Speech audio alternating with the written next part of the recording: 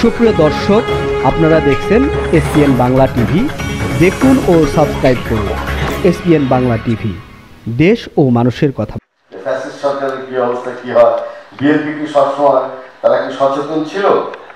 তারা কি এই পরিবর্তনের পরও বিএনপির কার্যক্রম তাকে তারা ঠিক মতো করছে?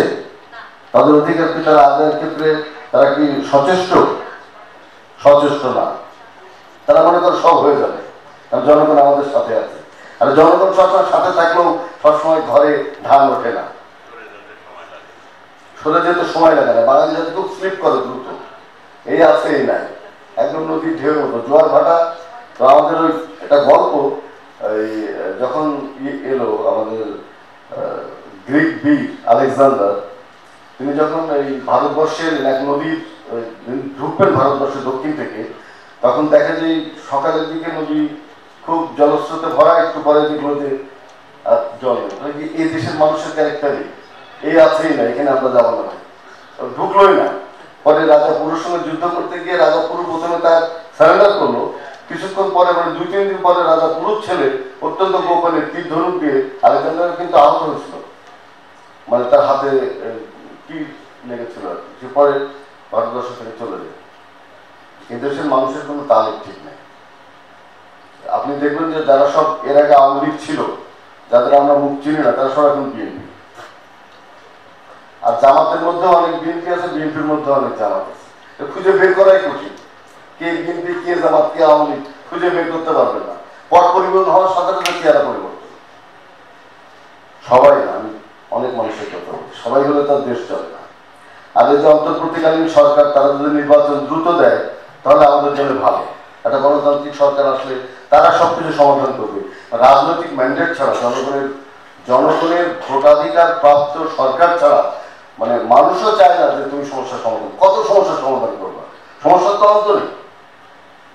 আমরা জাতীয় কবিতা পরিষদ থেকে একটা সম্মেলন করছি প্রতি বছর ফেব্রুয়ারির 1ম এবং 2য় তারিখে, এটা হয় 1 এবং 2 তারিখে। গত 15 বছর সেখানে তো আওয়ামী লীগের কবিরা আমাদের ঢুকতে দেয়নি, নাম নিশানা না, এটা বানাইছিলাম আমি, মোহন রায়হান, খন্দকার আশরাফ হোসেন, আমরা মিলে। কিন্তু গত 15-16 বছর আমাদের ঢুকতে দেয়নি।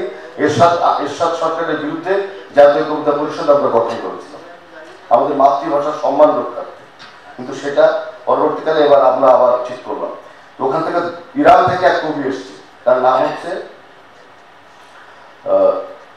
সম্ভবত নামটা বোরহান, এরকম নাম হবে। উনি খুব সুফি কবি। উনি বলছেন, মানে কবিতা নিয়ে বক্তৃতা করতে তিনি এক পর্যায়ে বললেন, তার একজন ইন্টারপ্রেটার আছে, বক্তৃতা অনুবাদ করে দিচ্ছে বাংলায়, আর উনি ফার্সিতে বলছেন। উনি বললেন যে আমি খুব বিস্মিত হই বাংলাদেশের কবিদের এবং মানুষদের দেখে, যে নিজের ভাষাকে সম্মান করে না, তারা নিজের ভাষায় কথা ঠিক মতো বলতে চায় না, নিজের ভাষার চর্চা করে না। এর চেয়ে বড় দুর্ভাগ্য আর কোনো জাতি হয় না। ওখানে উনি বললেন, আমার একটা দীর্ঘ বক্তৃতা তিনি করলেন, দীর্ঘ প্রায় 40 মিনিট। এর মধ্যে বারবার ঘুরে ফিরে তিনি বললেন, আপনাদের জাতির কপালে খুব দুঃখ আছে, কারণ আপনারা নিজের মাতৃভাষাকে সম্মান করেন না। আপনারা 2-1 কাল ইংরেজি বলতে পারলে মনে করেন আমরা অনেক বিদ্যান হয়ে গেলাম। আসলে তা না, আমরা ইরানিরা ওই ইংরেজি বুঝি না, আমার মাতৃভাষাকে ভালোবাসি। আমরা আমেরিকার সঙ্গে টক্কর দিই। ইরানটা তো মানে পারমাণবিক শক্তিতে অত শক্তিশালী ছিল না, ইদানিং হয়েছে।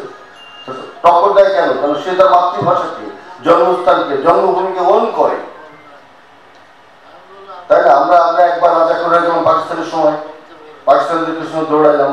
আবার যদি ভারত যদি শক্তিশালীর ভিতরে যদি আঘাত করে, কিছু করে, বলবে আমি তো কোনোদিন বিএনপি করি না ভাই, ওইসবের মধ্যে আমি ছিলাম না ভাই।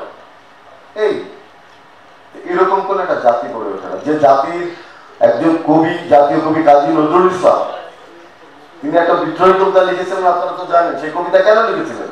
যে বাবা তোরা বিরুদ্ধ জাতি হিসাবে থাকিস না, মোসাইবি করিস না, দালালি করিস না, বড় বীর চিরোন্নত মম শির নেহারি আমারই নত শির ওই শিখরি মাতৃ। অর্থাৎ তুমি এমন ভাবে নিজেকে প্রস্তুত করে দেবো, তুমি এমন বীর হও যে হিমালয় পর্বত তোমার কাছে মাথা নত করে। এটা ছিল নজরুলের মূল মন্ত্র। কিছুদিন আগে অমর্ত্য সেন তিনি বললেন যে রেনেসাঁর যে মূল মন্ত্র ছিল সেটা ছিল নজরুলের গান, দুর্গমগিরি কাঙ্কার মরু দুস্তর পারামাল লঙ্ঘিত হবে রাত্রি নিশীথে যাত্রীরা বসিয়া। এটা ছিল রেনেসাঁর মূল মন্ত্র। আমাদের স্বাধীনতা সংগ্রামের মূল মন্ত্র ছিল কারণ রইল হোক আবার ভেঙে ফেল কর্মের অপার রক্ত জমাট শিকল পূজার পাষাণ দেবী। আমরা তখন খুব ছোট ক্লাস 5-এ পড়ি, যখন স্বাধীনতা সংগ্রাম শুরু হচ্ছিল, ঠিক সেই সময় শহীদ প্রেসিডেন্ট